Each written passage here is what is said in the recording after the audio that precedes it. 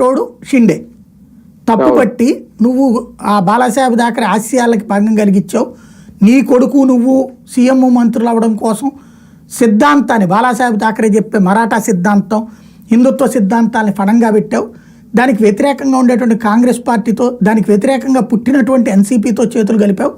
ఇది ఏ ప్రజలు ఊరుకోరు, మన శివ సైనికులు ఊరుకోరు, శివసేనని హర్షించేవాళ్ళు అంగీకరించేవాళ్ళు ఓట్లేసేవాళ్ళు ఊరుకోరు అనినే కదా నువ్వు వాళ్ళ నుంచి బయటకు వచ్చి 41 మంది ఎమ్మెల్యేల నేతలకు తెచ్చుకుంది. 57 మంది గెలిస్తే 41 మంది అతని వెనకాల ఎందుకు వచ్చారు? ఆ అంశాలకు విరుద్ధమైనటువంటి వ్యవహారం నడుస్తున్నాడు. సరే, అక్కడ భారతీయ జనతా పార్టీ ముఖ్యమంత్రి పదవి ఇచ్చినప్పుడే, ఆఫర్ చేసినప్పుడే నాకు వద్దండి, మీరు ముఖ్యమంత్రిగా మీరే ఉండండి, మేము మద్దతు ఇస్తాం, ఇది బాలాసాహెబ్ థాకరే వారసుని నేను అని చెప్తే ఇవాళ షిండే ఏం చెప్తే అదే కరెక్ట్ అయ్యేది. షిండేకి ఆ వాల్యూ ఉండేది, షిండే స్ట్రాంగ్ అయ్యేవాడు.